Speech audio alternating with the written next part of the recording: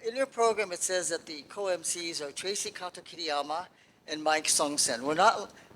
I am not Tracy Kato Kiriyama, in case you were confused. I'm going to try to clone her energy, which is very hard to do, but unfortunately, COVID has hit a couple of our people.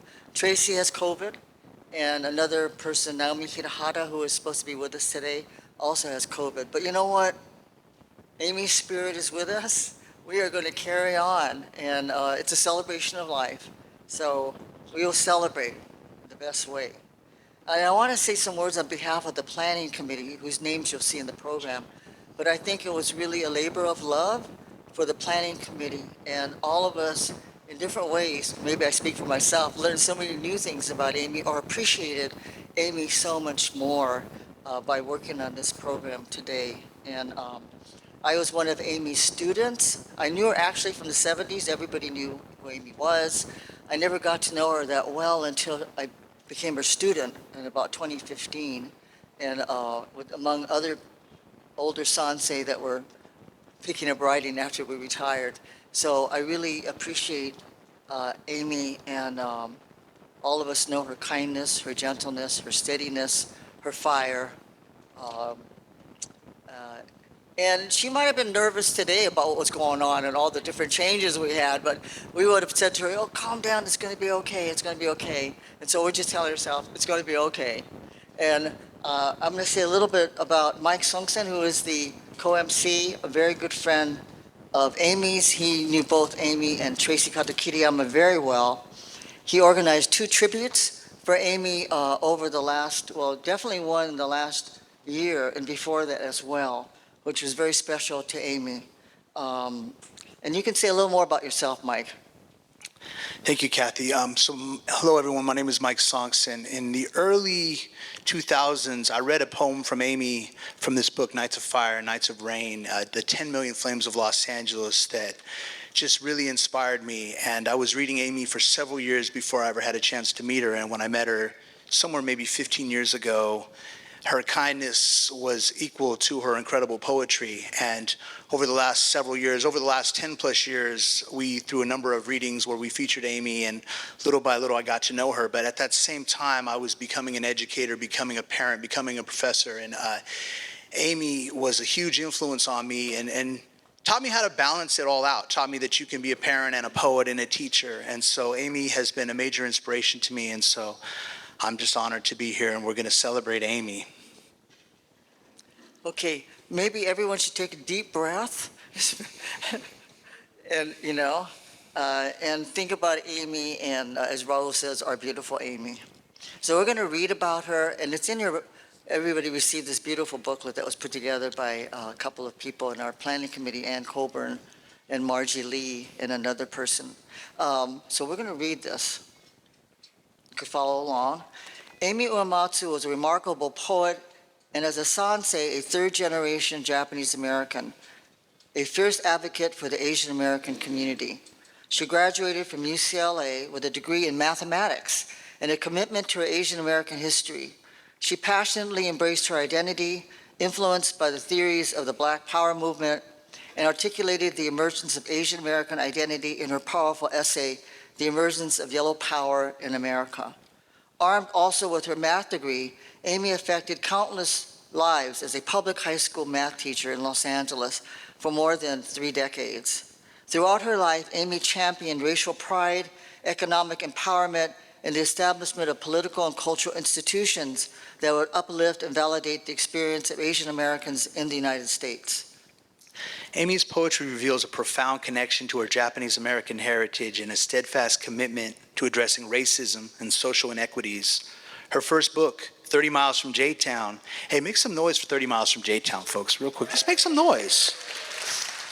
Lee Herrick and I have spoke about that book, and that's just an incredible book.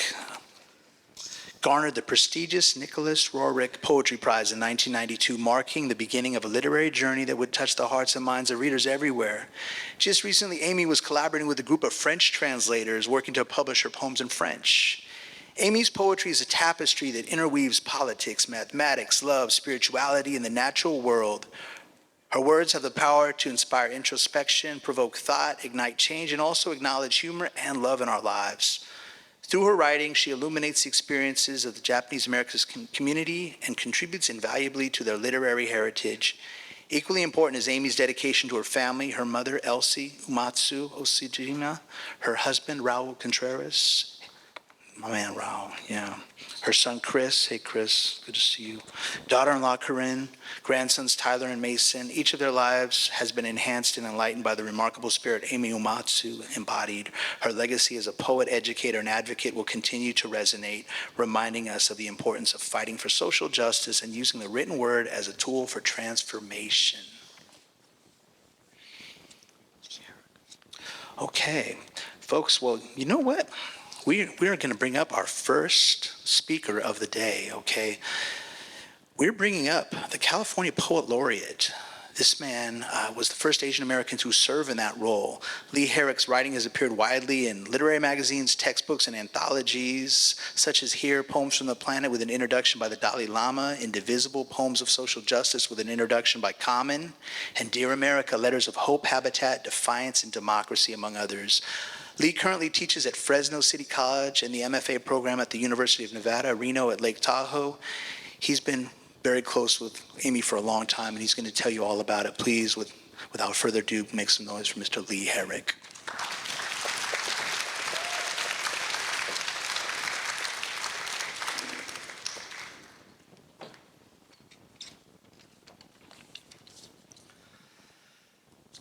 I am deeply humbled to be here, and thank you for inviting me.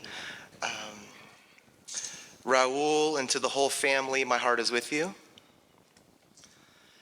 I met Amy about 25 years ago in 1998 in Fresno, right when her second book came out, Nights of Fire, Nights of Rain. And at that time, I was just beginning to dream about writing poetry in a serious way. And I don't know that I had met another Asian American poet before, at least not one like Amy. I had just moved to Fresno, and she was reading at a small bookstore, and I was so nervous. Here's Amy Uyematsu, and I already knew of her from her first book, 30 Miles from J-Town. And I waited, and I finally mustered the courage to go up and ask her to sign my copy. And she was so kind, so encouraging, and quite frankly, that day changed my life. Amy, as all of you I'm sure know, in many cases far more than I do, she was strong, fierce, proud to be Asian American, proud to be Japanese American. She was also tender. She was a fighter, and I think she was one of the great poets of our time. She's a quintessential Los Angeles poet, a quintessential California and American poet, and as that poster says over there, I agree with, she is an American icon, in my opinion. We became good friends. Amy was, at least with me, we would exchange letters. And once she wrote me a letter because she had seen a poem of mine, and she wrote some very nice things, and I pinned it on my office wall, and I kept it there, and I would show people, I got a letter from Amy Uyematsu. And then it turned into Christmas cards, and she was so proud of the grandsons, Tyler and Mason. So it was through that experience we became friends. And I was speaking with Raul recently, and said I could share these stories, telling me about her love of purple flowers, which I believe you may see on your table, and how she's looking down on him now, looking after him.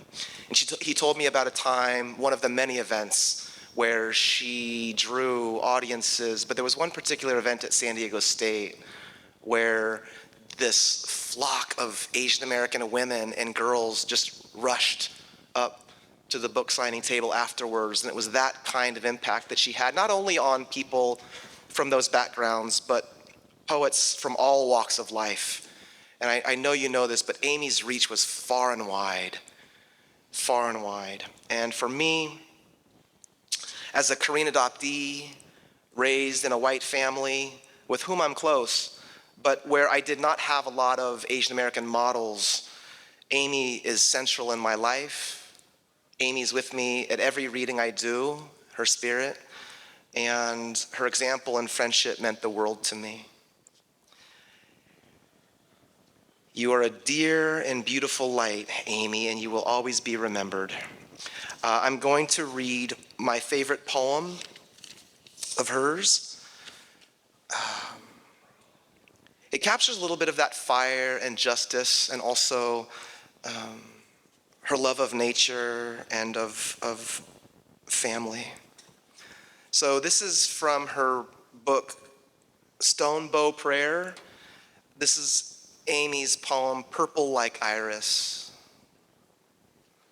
I chose Cisco Kid, Tonto, and men dressed in black. I cheered the loudest when the Indians attacked. I chose loners, despising cliques at every age, but secretly hoping one day I'd get picked. I chose revolution, not evolution. I carried the red book, Soul on Ice, quoted from Paulo Freire's Pedagogy of the Oppressed. I knew the meaning of dialectical materialism. Once, I held my husband hostage for having no opinion. Once, a lover who wronged me said, I take no prisoners. I took sides like a junkie until I could see they both cared about winning, no matter the cost. And when I chose to give up the battle, a voice inside was still calling my name. I always chose the romantic ending, listened to torch songs long before I'd ever died of longing. I took my cues from the moon. I chose saxophone and cha-cha, sipped scotch on the rocks, lounged on the shade of June afternoons, slowly chewing the skin of a Japanese plum. I chose purple for my bridesmaids when the custom was pastel. I wanted the alchemy of two hearts, but kept ending up with just one. I chose that's not fair as my stubborn refrain. The sky would rise bluer than gorgeous, just to jeer me on. I chose the wisdom of woman, mom over dad, even when she hurt him. All the mothers of soldiers who never come back, and the grandma who made my favorite rice balls, though she forgot to add wine to sweeten the vinegar. How much I've relied on the kindred blessings of goddess, witch, and crone. I chose stone over grass, fish over bear, trusted hands that can make things grow from cotton, clay, and seed. I chose poetry because she spoke to me so lovingly, the way my whole world quieted to hear. Amy Uyematsu.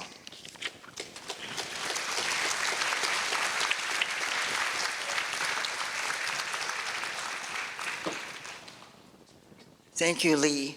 We're going to be treated to some more poetry. Mia Uetake will be reading some more poems. Mia Uetake's lifelong cultural and political activism are reflected in her poetry, writing, radio programs, and community projects. A 60s, 70s Asian movement activist, warrior for justice and reparations, producer of KPFK Radio's East Wind, was also an architect for the diversity and cultural competency infrastructure for the LA County Health Department. She is a member of Nikkei Progressives, NCRR, and the National Nikkei Reparations Coalition fighting to win Black reparations today. She is also a lifetime student with Amy's writing group in Little Tokyo, the Women Word Warriors. So Mia, come on up and let us know what you're going to read.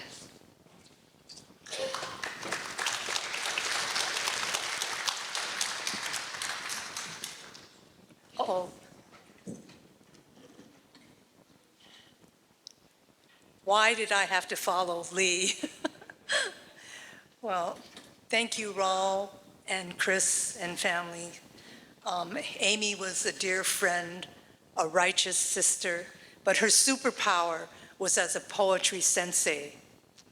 She was my poetry mentor, and she brought back the love of writing into my life. And in my 6 minutes, I wanted to read as many poems of hers as I could. Her range was amazing. In The Sign Closed for Business, in her book, Yellow Door, she writes with emotion and insight about Issei, Nisei, and camp. Word got around, order tofu and sugar from the Morita Grocery Company, Grandpa Jiro's store on wheels. On Saturdays, he serviced the entire San Gabriel Valley from Rosemead to San Marino, bringing rice and milk to Issei farmers who had no time to drive into Little Tokyo. When Jiro delivered food in his pickup truck, he'd bring my young mother, then 5 or 6, to keep him company. At each stop, they'd meet a busy wife, just enough time to gossip a little, scribble the next week's order. Grandpa was popular with everyone on his route, and when they got home, a suspicious grandma checked his shirt for lipstick. After Pearl Harbor, the Moritos were sent on a train to Gila Relocation Camp, built on Gila River Indian Reservation land. Though Grandpa Jiro loved to tell stories, he didn't talk about camp. And when Grandpa came back in '46, the closed for business sign was gone. So was his store and all those Issei farms waiting for his visit. Amy loved her family, and she spoke with such deep love about her mother and child. This is the separation in her book, Nights of Fire, Nights of Rain. Tonight, I didn't expect that familiar pain in my breasts, a fullness I used to feel just before his next feeding. Only now, my child is almost a man. We argued and shouted again yesterday. He said I didn't listen to him, accused me of not trusting what he says. It's been a long time since he let himself cry in front of me. His tears came from a place only he could know, the same way he cried when his father moved away, back trembling like a small animal. I was frightened. When he was 6, he drew a picture of a desert. There's an armadillo, a thin brown mouse, bull with black horns, and a prehistoric dog that laughs. One yellow striped snake wiggles next to a horse with pink hair, and every cactus stands sturdy with wide open arms. The head of a rhinoceros peeks out behind a jagged cliff, while 3 birds keep rising into a white morning sky. Though we had never visited this desert, my young child already knew its activity. Later, when I took him to a New Mexico desert, he didn't want to draw. His teachers at school had shown him what real art looks like. And no matter what I said, he believed them. Sometimes a mother turns her back for only seconds, but her baby has already found matches, been abducted by strangers.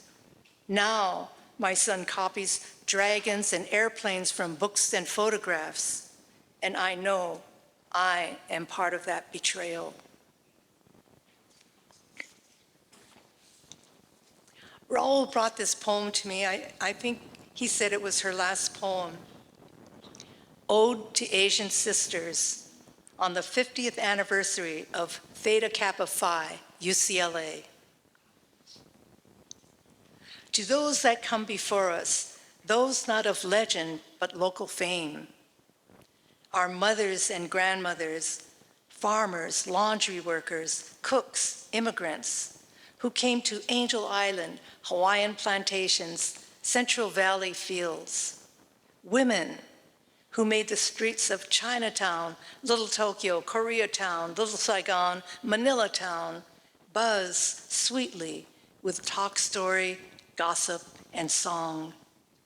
Women who sacrificed so much for their husbands and children, a strength passed on from earliest times, mothers to daughters, sisters, and friends.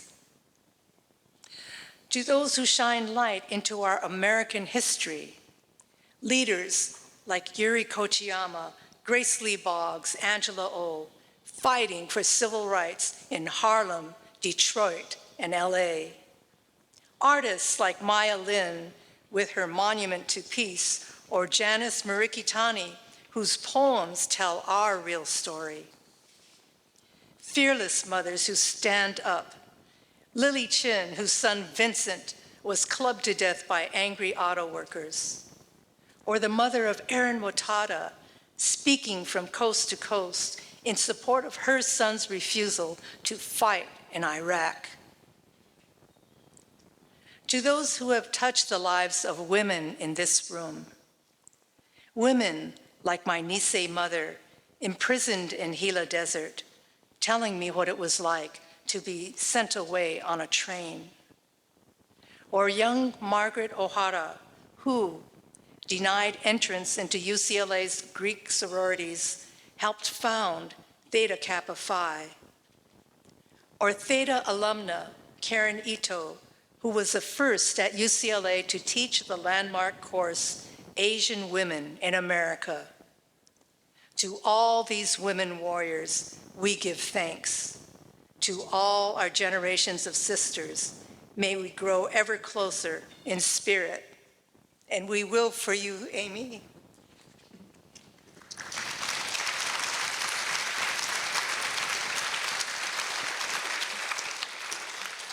Thank you, Mia. I think those poems spoke to many of us who may be mothers, and also to many of us that remember the times that Amy wrote about, and especially the women in this room. Now, Tracy was going to read a few poems too today, and she's very, very sad that she's not here, of course, because she loved Amy so much.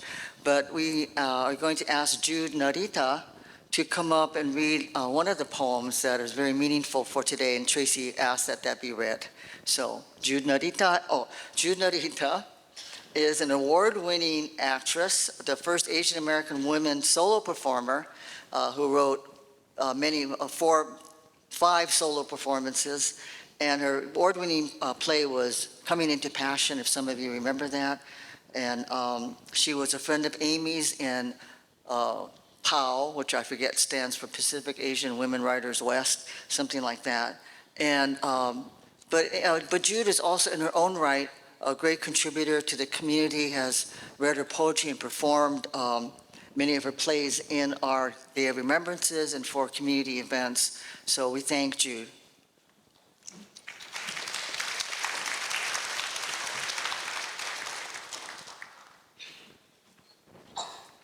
Amy was such a sweet person, but there was something a little bit West Side about her, and and it would be reflected in some of her poems. But I really like that little element of bad girl or something that was just in her, even though she was so sweet and her demeanor was so soft. Every so often you would see a flash of it. Oh, what? Oh, sorry. Thank you. So I'm honored to read this. When it is time, my choice will be ashes, no gravesite to visit, no fossil evidence that I was here. I do ask that you offer me to the mountain, boulders, ocean, pebbles, and river rock. Nothing so brilliant as ruby and sapphire, or those celestial stones that fill the night sky. Return me to the ordinary granite, a mere fistful of fire and wind and blood's history within. And if I am nothing more than a story, I tell myself that I was born yearning. My eyes knew the steady green of pine needles, the boundless blue of a nearby sea. My ear remained close to the ground, no heaven in each echoing pulse of silence. I can say I belonged to the wordless chorus rising and grateful from a mute stone song. Amy. She was so amazing.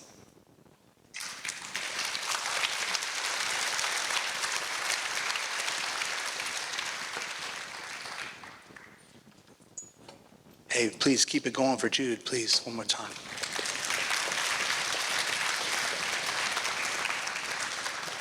Our next presentation is actually a video. Peter Levitt. Peter Levitt is a poet and translator. He is also the founder and leader of the Salt Spring Zen Circle in the Soto Zen lineage of Shunryu Suzuki Roshi. He lives in Canada on the Salt Spring Island, British Columbia. Amy was one of Peter's first students in his poetry workshop that Peter started in the mid-'80s. He encouraged Amy to publish her work. Thank you, Peter, for that. Yeah, and helped to edit her 6 books of poetry. Most importantly, they were dear friends. Please watch Peter Levitt on video. I wish I was there in person so I could say it's good to see you, but it's good to be with you. It's such an honor and a treasure, really, though I have to admit it, it's a sad one, to talk about my beloved friend and a student who I knew for 40 years. So I want to thank you, Chris and Raul, so much for giving me this opportunity. I decided to sit in front of this calligraphy of what's called the Heart Suture, the Hana Shingyo in Zen, since the heart is really what today is all about, our heart for Amy and Amy's heart for us through the way she lived and her poetry. And also because it was made and it was given to me by a dear friend, Mayumi Oda, who's known as the Matisse of Japan. And Amy loved her paintings. She really loved them, especially the goddess paintings that Mayumi made. So I thought that Amy would be pleased to have Mayumi's presence today. I called Amy Amy-chan. Well, that was a term of endearment that we shared for each other. She was Amy-chan to me, and she called me Peter-chan. Now, chan is a Japanese word that we added to our names that really always expressed just in a quiet, personal way how dear we were to each other, and we certainly were that. It sort of expressed how much tenderness we felt for each other and how family-like really our relationship was as it developed over those 40 years. So this peek at our Amy is from a chapter in this book. The chapter is called When the Stone Woman Dances, the Mute Bird Sings. And Amy-chan really knew how to dance her life and kick free any of the stuck, hard, or stony places, both in herself and in others, through her poetry, and how to really set free those mute birds that she heard deep inside of herself, or the culture at large, that were begging to be given a voice, to be released freely into the world, so they could sing in her poetry and be known. And it was one of the ways that she made sure that that her poetry actually helped our world. So let me read this from When the Stone Woman Dances, the Mute Bird Sings.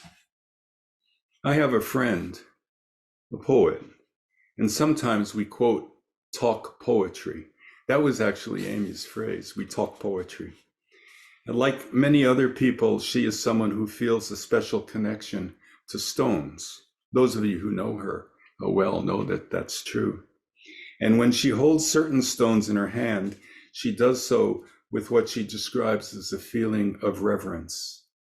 One day, after eating at Hide, one day we were talking about this part of her creative and spiritual life because she often includes stones in her poetry.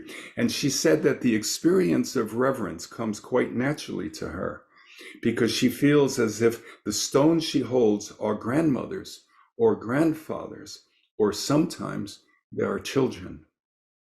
They are stone people, very ancient, she said on one of our walks. Even the ones I come to realize are children after I've been with them a while. I can tell you that she means every word of this, and I can also tell you from walking with her many times over the years that she searches for stones wherever she goes in case one might be calling to her. How do they call you? I once asked. We were on one of our walks. Oh, they call to me with their silence. The silence of a stone is its voice, she said.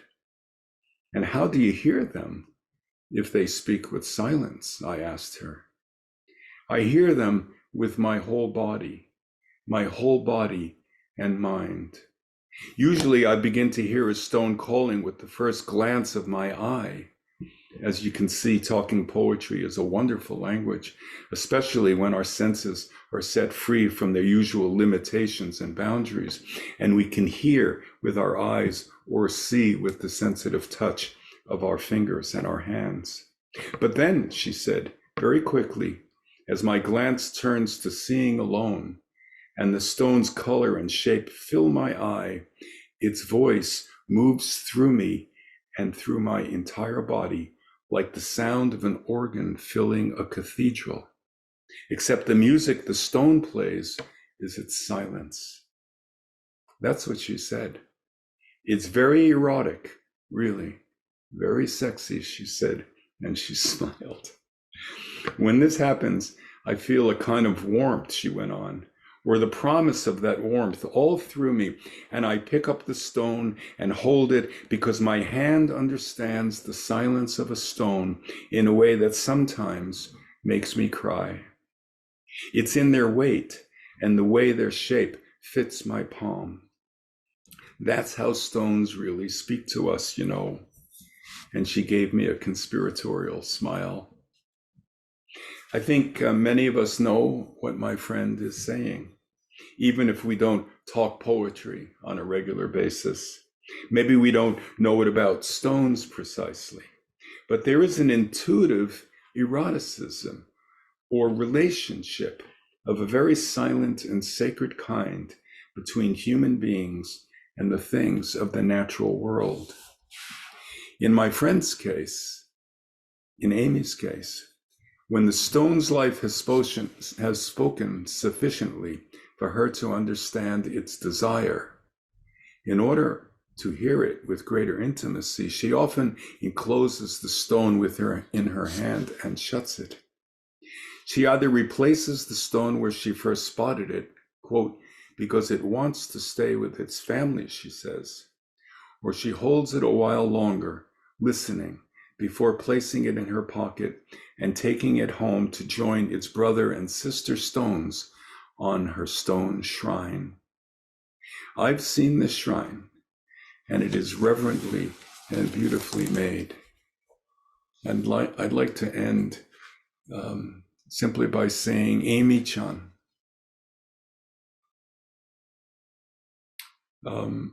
you have made a shrine of our hearts,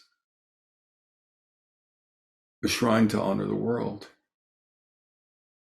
a shrine to honor love, a shrine to honor all that's good.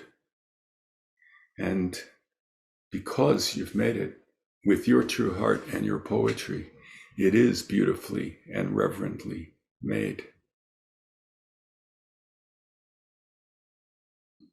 Our Amy,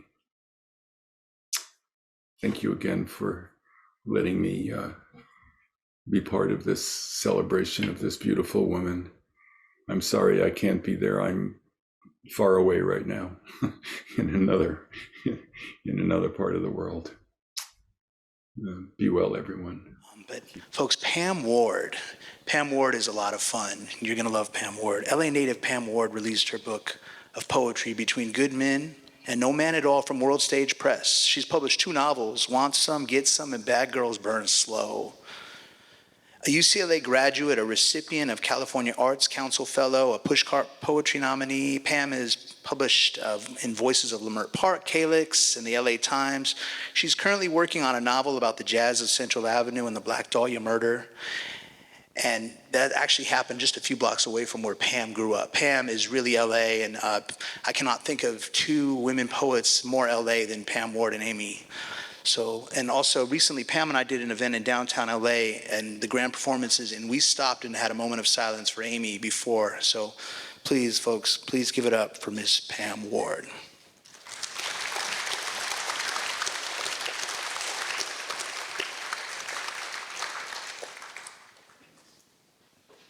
Hello, everybody. So I'm from LA, and I remember on Crenshaw Boulevard by Hollywood, Holiday Bowl, right? Holiday Bowl, let's give it to that.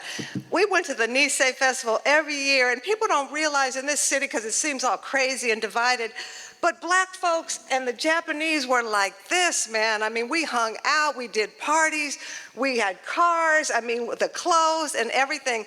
And so when Amy and I hooked up and we formed Contaloosa with Gloria and Wendy and Nancy, we wanted to show Los Angeles what it used to be like and what it could be like. And so I'm going to read her poems, but while I was sitting there, I wrote a quick haiku because the Uyematsu flowers are at the Descanso Gardens, and you know, they got those cheap. You know what they did. You know how they do us sometimes. But anyway, so this is called Uyematsu Flowers Know the Truth. Camellias lean from white farmers who stroke their stems. We know who you are. Thank you.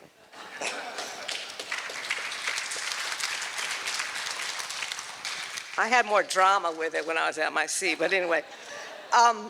This is Amy's poem, How My Grandson Watches the Sky, and I know the grandkids are here, so this is for you, for Tyler specifically. Not even 6, he already loves to climb up through the sky in a roller coaster ride. His favorite movie is Planes, and lucky boy, he's flown to Hawaii and London. At the Science Museum, he listens to how stars come from clouds of dust and gas. He even sees a real rocket ship, eyes glued to videos where it blasts into space. There's a game we invent where we take turns naming something bigger than the last. We go from speck of dirt to a bug or flower or tree, house, city, country. After planet Earth, the sun, solar system, galaxy, he stops at the universe. As we play over and over, always ending with universe, he grins with delight at the very idea. Yes. And this poem Raoul gave to me, and I just came back from France, and this is a tribute to Amy Uyematsu by the French translate group Passages at the University of Bordeaux. They translated this, many of Amy's work into French. Tribute to Amy Uyematsu. You are a purple iris in the breeze, the color you choose, as you did the stone and the fish and poetry. Like the painter you admire, a touch of yellow in a starry night. You cherish the art of balancing stones, charmed by the mystery at the heart of their gravity. As a poet walking on a tightrope of syllables, you have captivity, have wonder. A passion flower tells you about infinity. Time is you, mathematically relative. You praise your grandfather for his nurseryman's artistry.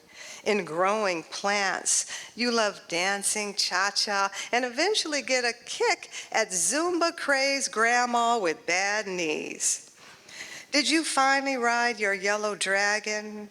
You denounce intolerance, injustice, and defend the weak and deprived.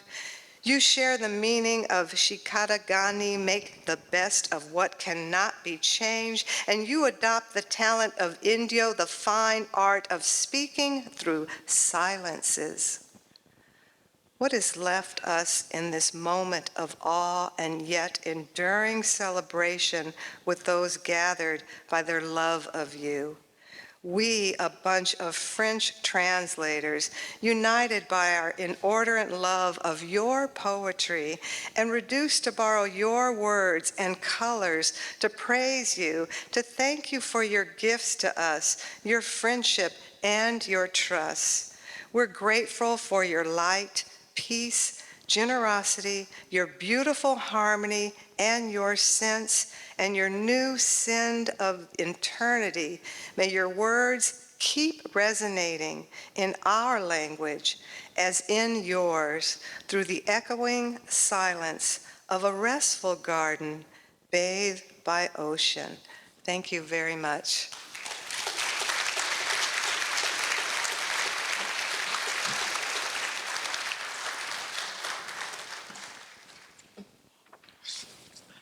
Someone was a little taller. Maybe that's a little too small.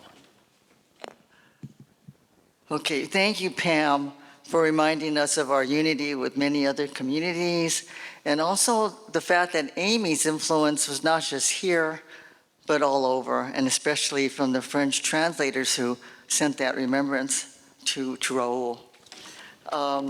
We did change the order of the program because I made a mistake earlier, so we are now going to do the slideshow. Those of you that are paying attention to the order may have noticed that. The slideshow that we're going to show is created by the wonderful Scott Nagatani, musician, who didn't know Amy, but got to know her by working on this slideshow and was so taken by the stories that he heard from Lynn Taisei, her best friend, and from the poems that he read, that he actually put one of her lullabies to music and had a singer sing the words. If you want to follow along with the nursery rhyme, it is in the book that you have, the program booklet, and it is opposite the tribute from the French translators. So we're going to show there is no page number, Raoul, but it just says Dear Amy on one side and nursery rhyme on the other. So we'll have the slideshow now. And the singer that is singing is Miko Shudo.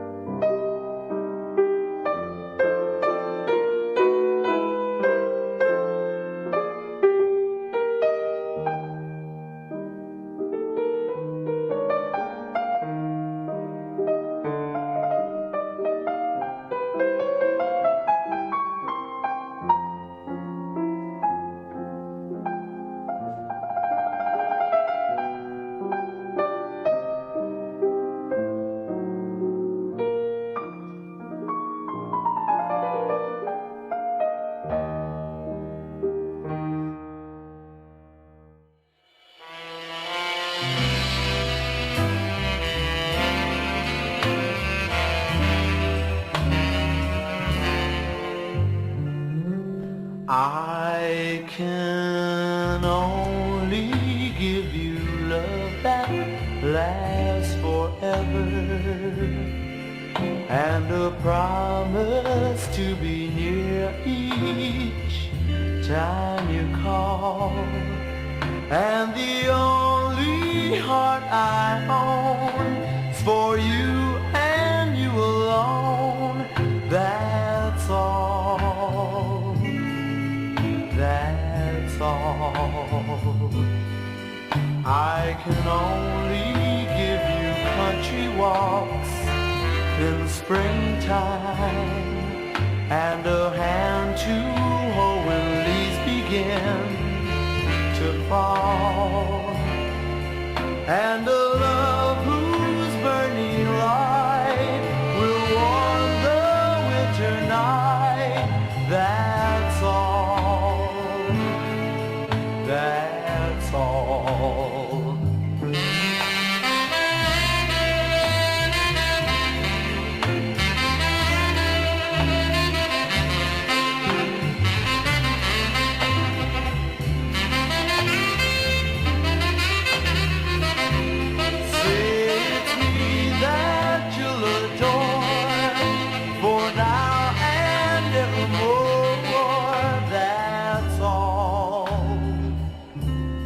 That's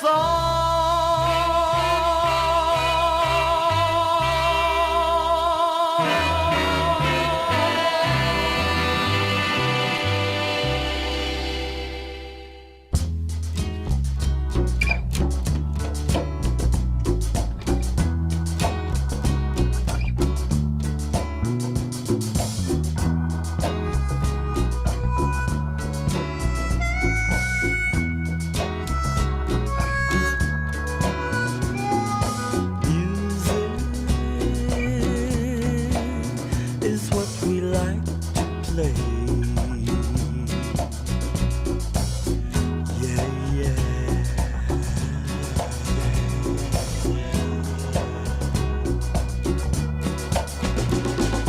All day, all day, all day,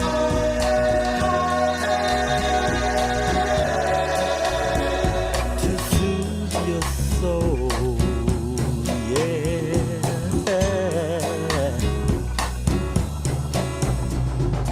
All day. Let the beat start partying now. Making love or just riding around to soothe your mind. Yeah.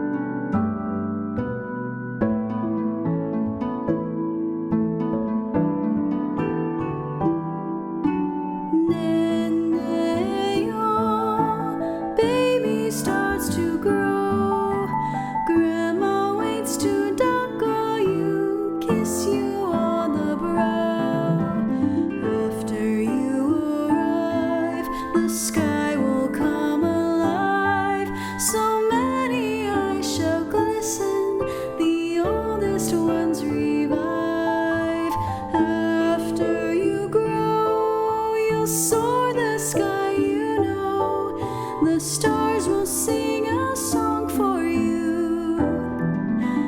Nene-yo,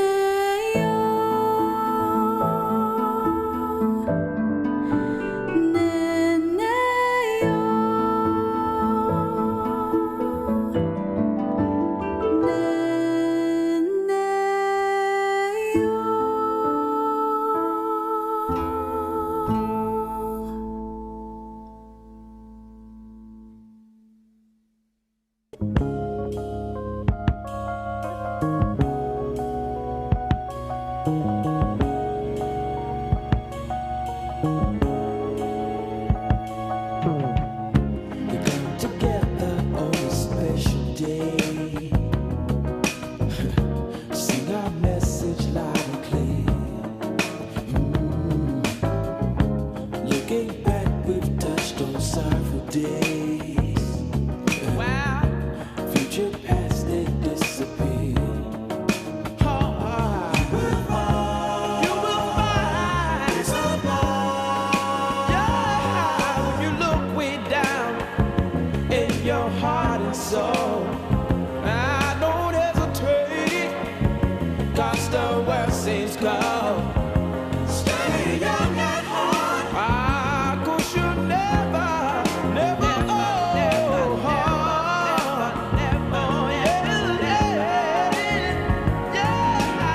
That's the way of the world. Plant your flower, and you grow. Child is born.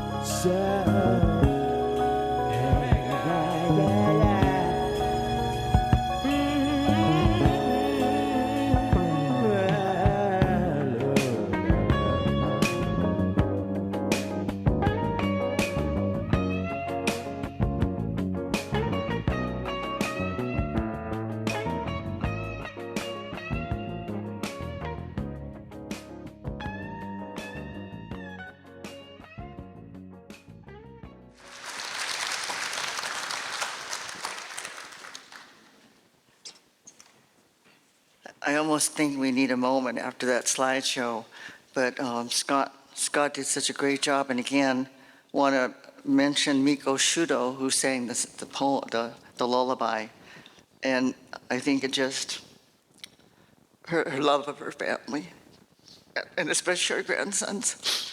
This is a hard one to follow. We have a collective poem that we're going to read, and okay. The Women Word Warriors, or WOW, plus Amy's bestie, Lynn Taisei, are going to read a collective poem. The group WOW started in 2015. It was Amy's poetry group that she taught and met regularly, even through the pandemic via Zoom. And when Amy was sick, she encouraged the group to meet without her. And we tried our best. We did meet.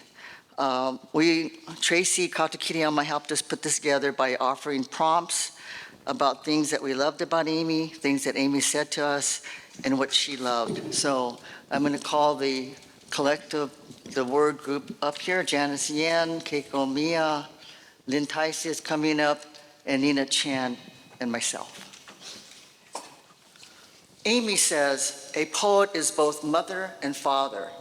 Writing with her always felt safe, no matter how unpolished a work might be. She was so open you would never be afraid to share it. She never pushed, gave guidance and small suggestions, always told you what she liked and was generous with her compliments. She would tell me gently, there's another poem in there, write some more. She was always patient with us, even as we, her students, veered astray from the writing assignment, as we often did. She remembered birthdays, sending us a special card with her own design, a hug and a big kanpai. Amy's open heart and unwavering support were two qualities that made you know that you were in the company of someone who cared deeply and unconditionally. Amy says poets are mad, I tell you mad. My teacher tells us to fill the sky with so many poems, there won't be room for bombs.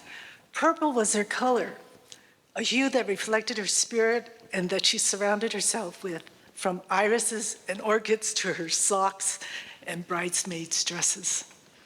Amy had a keen sense of historical wrongs. She wrote, "Slaughter and plunder, slavery and prison camps. Thanks. Ask any Native or dark-skinned victims the price of not being white." Amy loved discussing politics, had an insatiable desire to know what was going on in Little Tokyo and beyond. She could make you feel gritty and motivated or content and peaceful. Amy says, I teach math for a living. I write poems to survive. Both train me to cultivate the empty field. Amy found beauty in patterns and numbers, seeing how certain numbers would show up in her life, like 47 and its reverse, 74. She was born in 1947, her son in 1974. The year she turned 74, her son turned 47. She loves Sudoku, and so do I.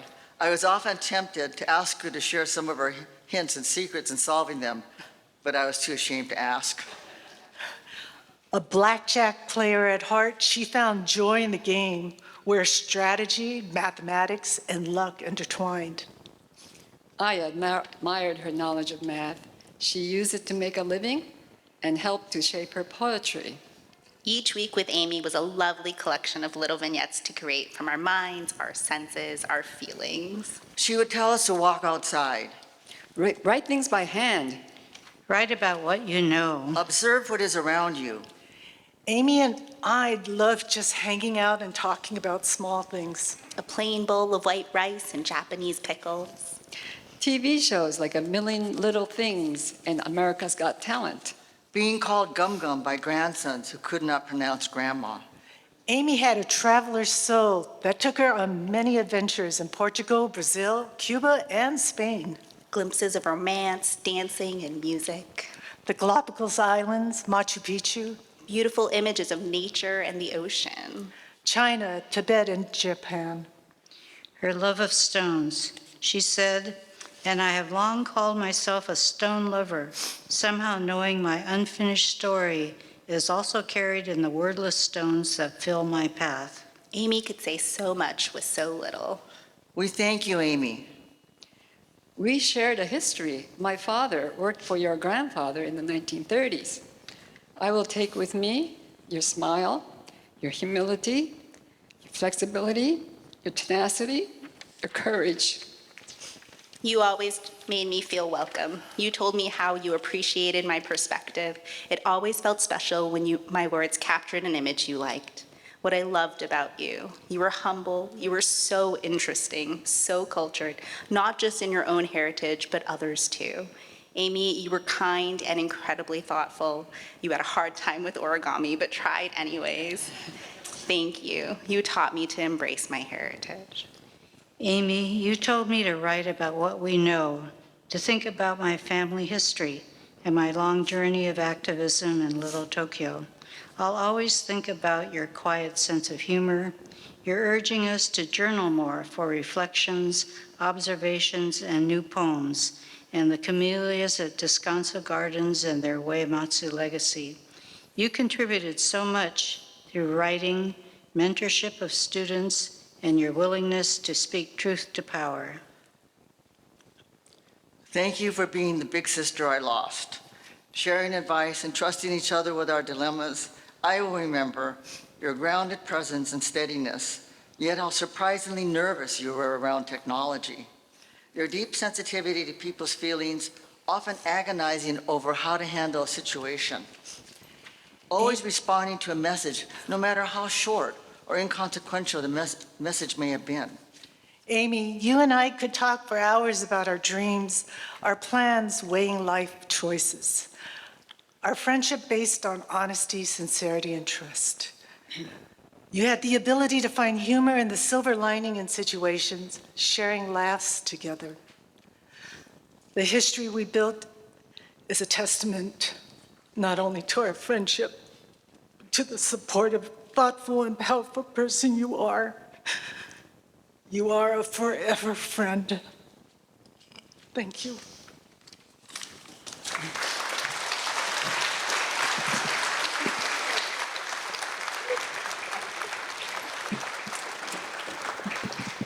Please keep it going for Kathy, Nina, Keiko, Lynn, and Janice.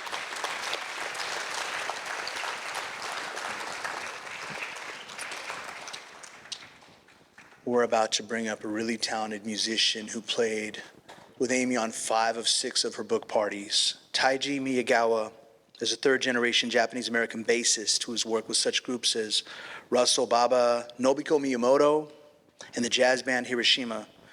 He currently co-facilitates the Nikkei Music Reclamation Project. He's the bassist for the Crenshaw Bass Quartet.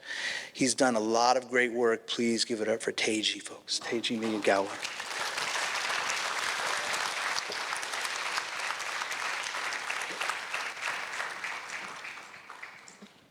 What torture to come up here to honor a great writer. Don't even have my instrument with me. Amazing words. Altar of our hearts. What am I supposed to say after that? Except thank you, Amy. I was telling some friends and family earlier about how it seems like part of the price of sticking around in the world. I'm a new member of the Medicare Club. Just turned 65 this year, so I'm younger, than Amy was. But I know I don't have much time, so I will say that even though we lose loved ones, family members, really close friends, best friends, people that are close to, as an artist, and me being a musician, to lose another amazing collaborator like Amy is a dimension to it that's pretty difficult, because it's the same thing with the finality of somebody leaving just on any interpersonal relationships you have with them. It's not something that can be replaced, really. You have memories. Thank God for the books. I was telling Korean, it's so amazing because we knew her.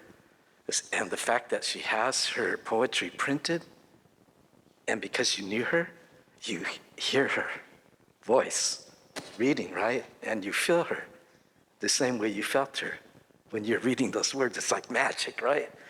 So thank you also UCLA, friends at UCLA, for housing her collection. What a blessing it is to have friends over there that recognize the importance of this important writer.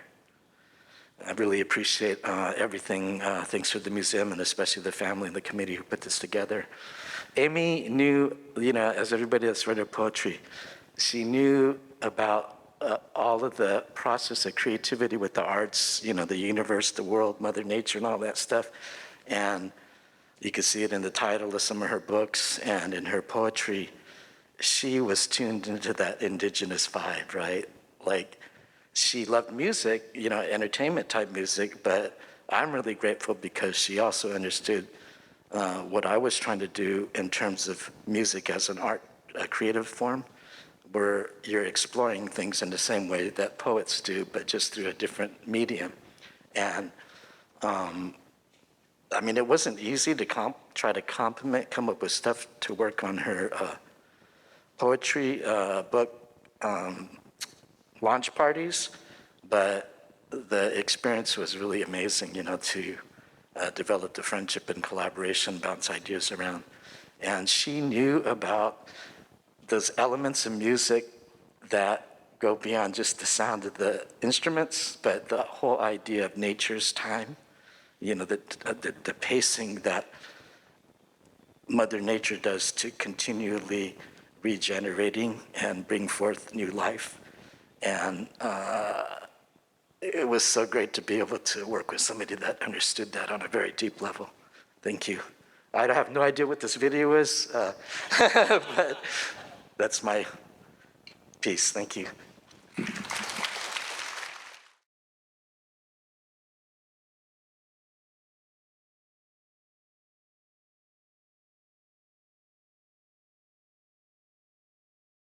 I'd like to thank Karen and the UCLA Asian American Studies Center, VC, APE, for having us here today to help launch this new book.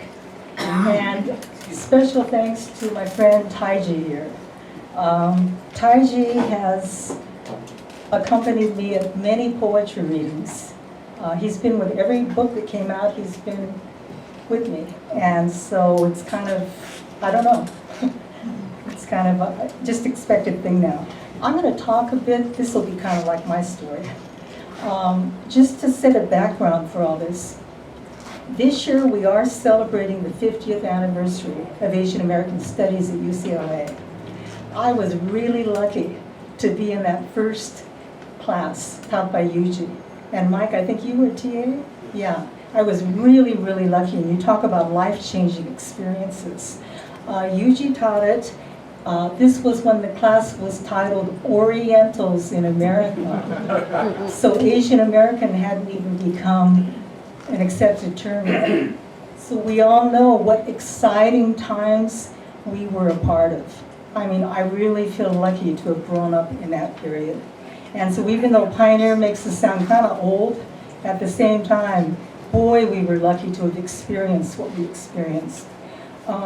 Protest and revolution were going on, not just here, but all over the world at that time. And it had a big impact on the movements here. The two huge movements were the civil rights and anti-war movements. So much was going on, everything from burning draft cards to hippies and the Love Generation, reading the autobiography of Malcolm X, as well as Sisterhood is Powerful, shutting down campuses like San Francisco State in '68 and '69 with the Third World Liberation Front demanding more relevant education for people of color. What is now recognized as the Asian American movement was just starting to emerge in those years, on college campuses, in Chinatowns and Little Tokyos, at the International Hotel in San Francisco's Manila town. At marches and rallies, we started to make demands for yellow power. Black power was already a familiar concept, and it was soon followed by calls for yellow, black, and red power. The women's movement was also growing, with one of the earliest classes at the center being the Asian women's class that Mei Chen and Karen Ito taught. So I thought for my first two poems, I'm gonna do Yellow Power and something about women's lib. And they're very short and they rhyme. I don't usually do that, but they're short, they rhyme. And here we go. Yellow Power, circa 1969. When militant is the only way to guarantee we can have our say, yellow and red, brown and black, the times are ripe for us to strike back. Malcolm, Mao, and Ho Chi Minh, beacons for our revolution. Change will ferment in that furious hour as history is witness to yellow power. And then this women's lib, yeah, that's okay. That's okay. And then women's lib, Asian American style, has a little quote from a song that was upsetting to a lot of us women. It's a quote from David Bowie's China Girl, done in 1983, where he goes, oh, oh, oh, oh, oh, little China girl. I used to be called Oriental, equal parts Susie Wong, Japanese Pearl, China doll, and geisha girl.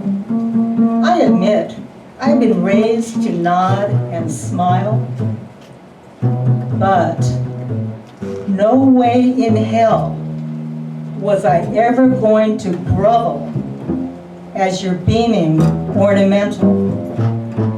Never again, your servile, oh so exotic, erotic yellow jewel.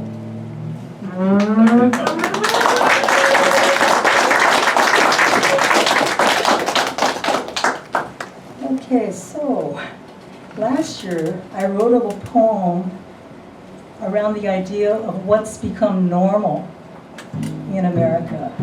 The new normal, right?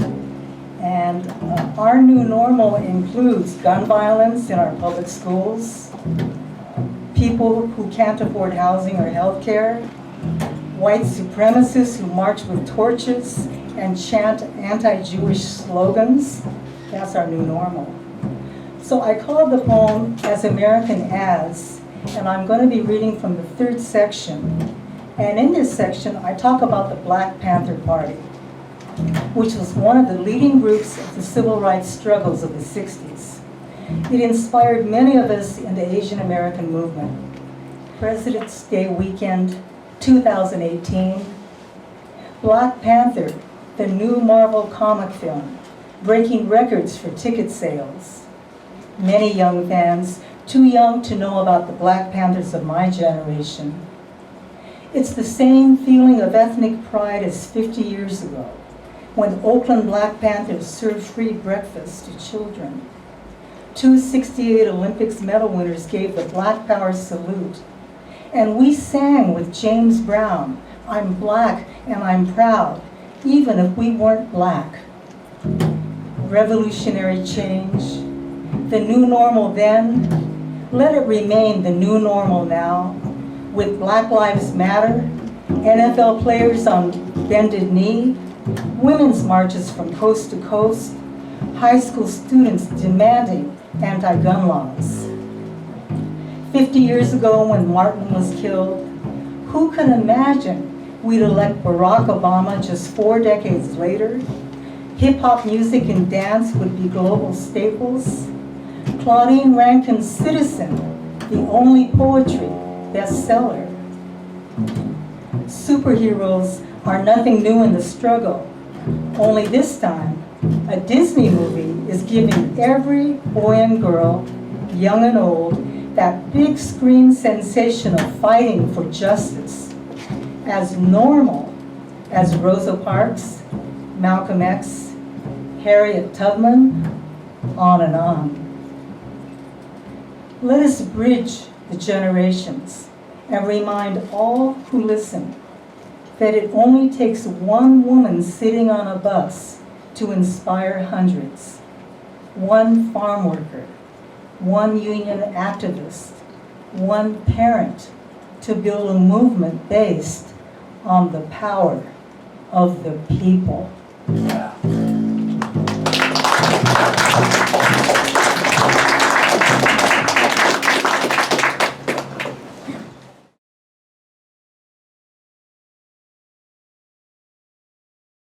Follow too.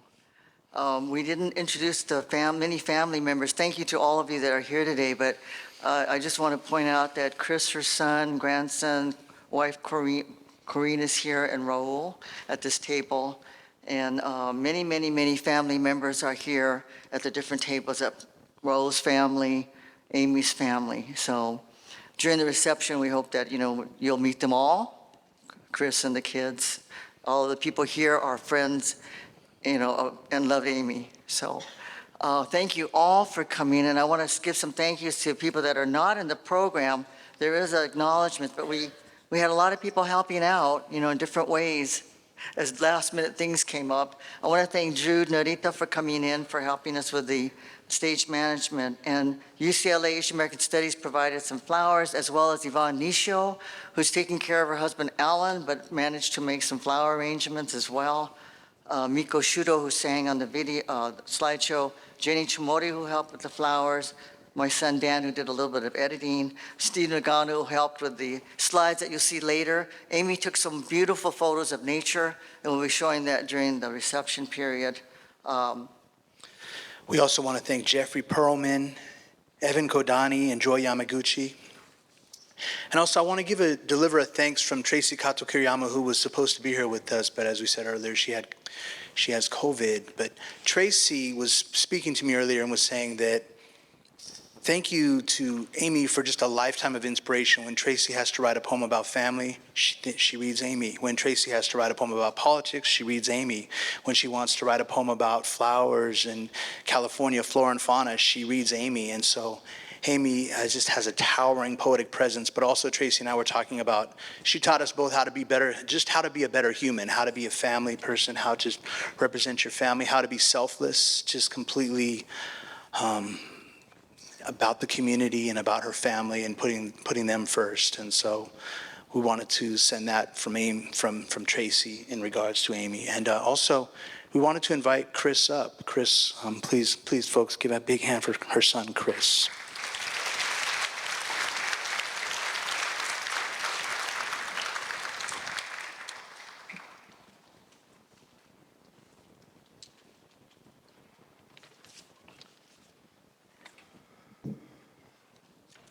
Hey, everybody. For those of you who haven't met me yet, I'm Chris. I'm Amy's son. Thank you for those of you who have come up to me earlier today. It's really nice sort of putting a face to the name of so many of you that my mom has spoken about over the years. And if we haven't had a chance to meet, please come up to me and all of our family kind of afterwards. But on behalf of Roll, myself, my wife Corrine, my sons Tyler and Mason, we really want to thank all of you for coming here today. I want to give a special thanks to some of the more senior members of my mom's family that are here today. On her father's side, my great aunt Mare is here, which is fantastic. She came quite a while. And on my mom's, on her mother's side, my great aunt Helen and my great uncle Ron are here. So it's really special that you could be here with us. Today has just been really moving and sorry.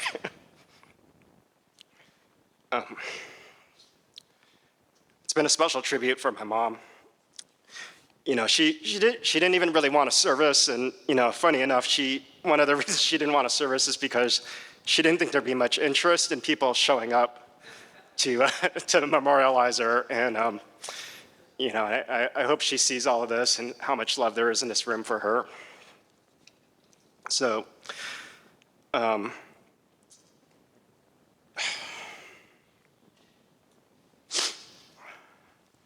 know, but that was my mom. You know, she was a humble person. She just wouldn't have expected this. So, you know, but thank you all for being here. Many of you know my mom is a poet, obviously, or an activist. But something you probably don't know is that her childhood dream, she wanted to be a fashion designer. So she kind of strayed from that. Later on, she entertained working in computers. But you know, back then, women really weren't encouraged to sort of pursue the things that they were interested in. And her father had kind of pushed her into being a teacher. So my mom was a Los Angeles Unified School District teacher for 32 years. And you know, in a way, it was really the ideal job for her. You know, she taught math and poetry to thousands of students and found it deeply rewarding. I was always blown away by how poised and strong a presenter my mom was whenever she did a poetry reading to a large gathering. But you know, if you think about it, there really isn't a tougher audience than an overpacked class of teenagers sitting in a math class that they don't want to be in. So she honed her ability to captivate an audience and speak in front of a tough crowd. And you know, even I recall there was one time when a student brought a gun into her classroom. And you know, being the concerned son I was, I encouraged her to sort of seek out a teaching gig at a private school or somewhere safer. And she remained steadfast in her dedication to, you know, teaching the students that she was teaching. And so, you know, I think there are a lot of young people out there who are all the better for having my mom as a teacher. I know my mom loved me deeply, but you know, this actually paled in comparison to the joy she evoked when her two grandsons, Tyler and Mason, were born. She was an amazing grandma and encouraged a certain amount of creativity in my boys that only she could.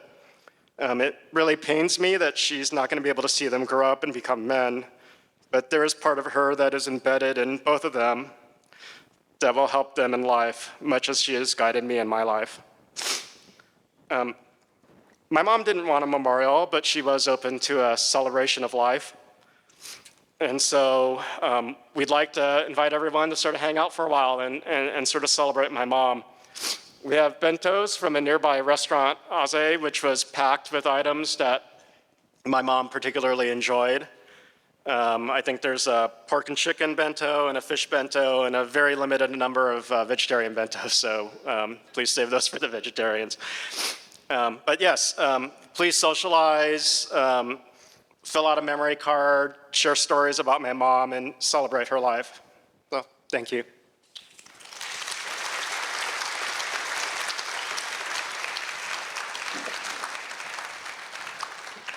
So as Chris said, there are bentos over on the side, so we hope you're hungry.